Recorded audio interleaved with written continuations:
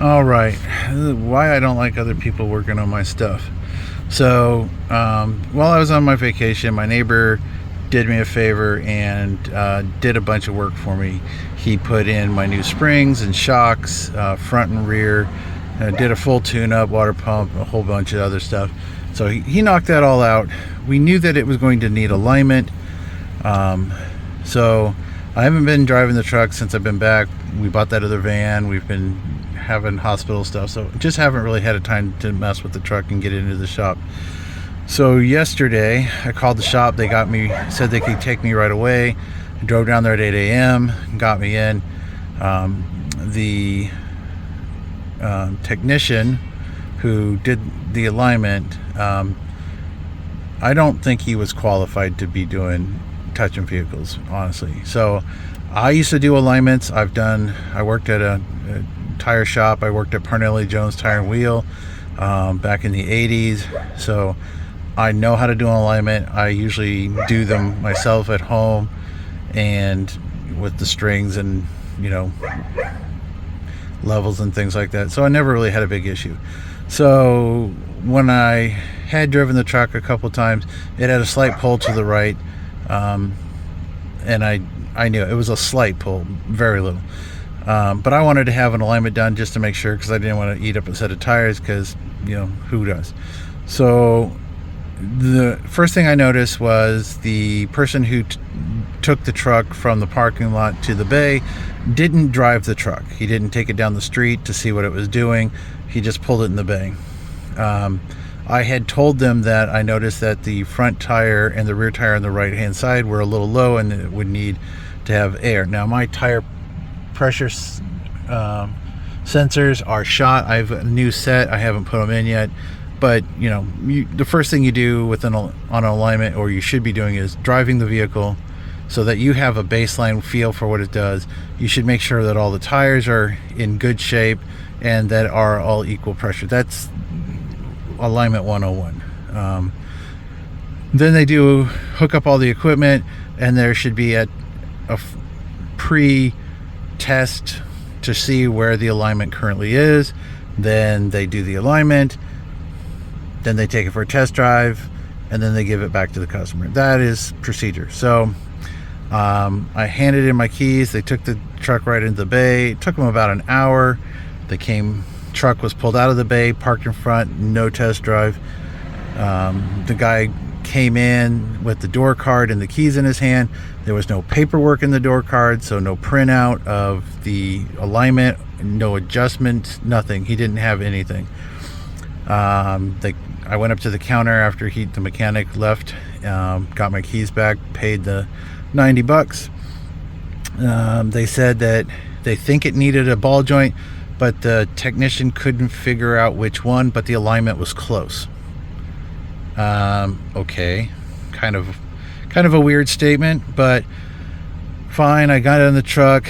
I drove 50 feet after leaving the parking lot, and in order for the truck to go straight, I had to have the wheel at this side of the wheel was just diagonal with my gauges, so almost about 60-70 degrees hard to left, because it was pulling hard to the right, really hard. So I turned around and went back. I said, hey, there's a problem. Where's the paperwork for the alignment? He said, well, it needs a ball joint. I'm like, where's the paperwork for the alignment? And he's like, well, when you get it fixed, we'll print it out. And I'm like, okay, this is starting to sound like bullshit to me.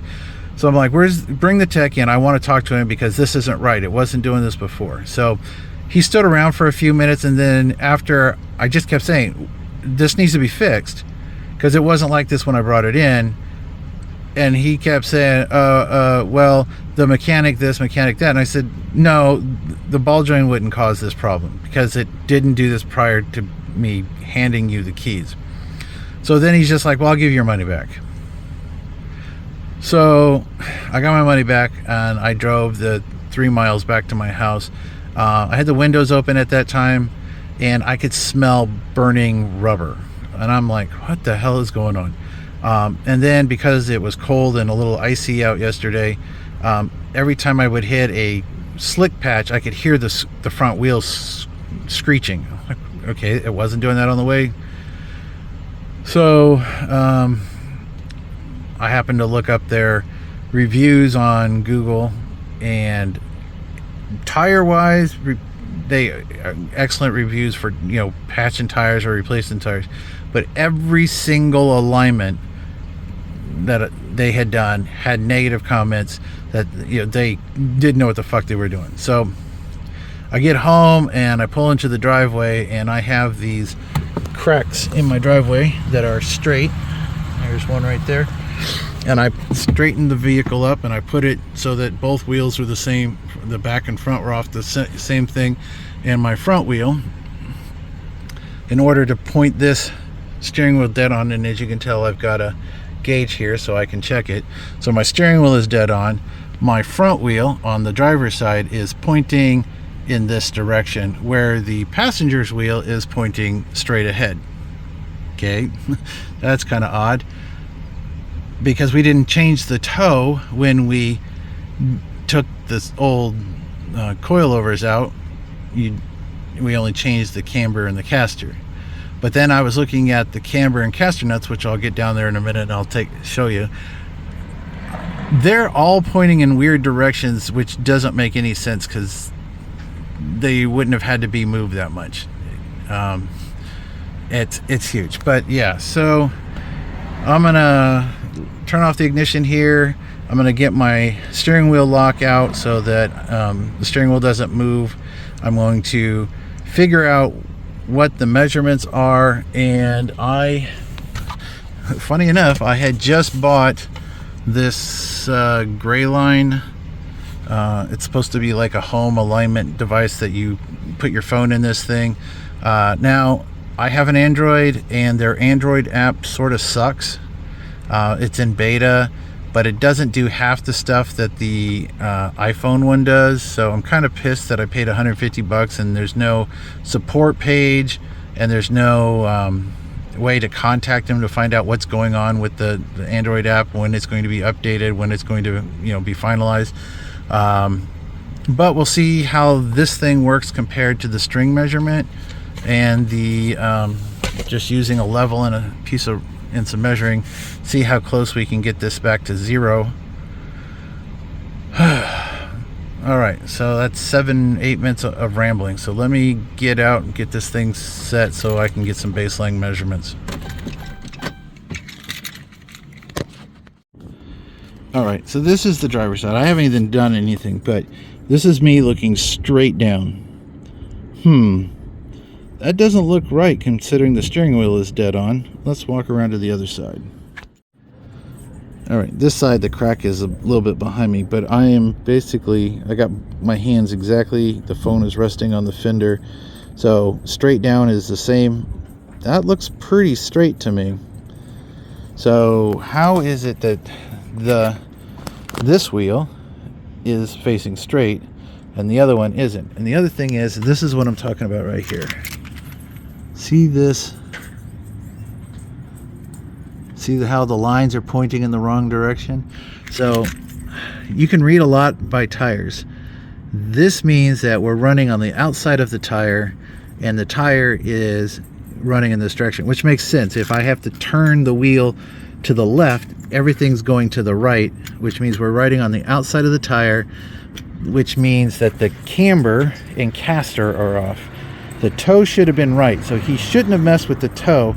And the only way you can get the toe messed up without messing with the tie rods is to have the camber adjustment way out on one or both sides of the wheel, because you can kind of mess that up by twisting it. So what we're going to do, this one's straight, so hopefully when I use the Grayline tool, this side, the passenger side, will actually be in line, and it will just be the driver's side, and we will just have to adjust the camber in. But yeah, this kind of sucks, because yeah, if you look at my rear tires, I don't have that weird rubbing. They're perfectly, so yeah, we've scrubbed off the outside on both the fronts. All right, okay, so on the passenger side, we have 1.75-ish negative camber, which means that it's actually pushing in at the top. And the toe is pretty straight on that side. The driver's side is where we've got all sorts of issues. The camber is so far out of calibration it won't give me a solid reading. So we're gonna have to look at that. But I already see kind of a problem. Okay, so these are our caster camber adjustments. This is an oblong bolt, same as that one back there. And both of these are pointing, there's a little arrow, and they're both pointing more or less towards the passenger side. And the passenger side is more or less pointing straight up and down, front and rear. So that tells me that this is pushing out because it's bolts going this direction, which means that it is, that does make, so they've got that so far out. So, and then the back one's not 100% either, but why is the damn toe off so much? That's the question. Because it does, it's hard to tell, but it doesn't look like. I'm trying to look to see if they made any adjustments. They could have screwed that in, which would be the reason why the toe is so far off. That side seems okay. But usually these caster camber adjustments usually more or less kind of mimic each other. So for this one to be 45 degrees off, which would explain why my steering wheel is so hard off. So I'm going to try to get this as close as possible, and then I will make a new appointment with a different shop to have them finalize.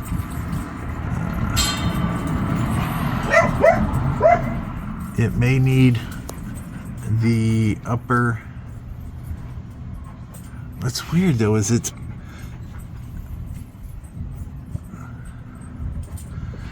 rubbing on the outside, which means that the bottom is pushing out too far. So this one is definitely pointing in the wrong direction because it should be pulling that wheel in, and this one is pointing down. Yeah, they're both wearing on the outside, which means that the wheel, instead of being straight up and down, it's riding out this way, so it's riding on the outside because the inside of the tire isn't got that rubbing. It's just the outside. All right, so right now this bolt is pushing the wheel out as far as it can go. So that could mean that this side needs an upper. But that one is completely out, and it should be more. All right, let's see if I can make some adjustments to it, and if we need to get an upper ball joint, then we will.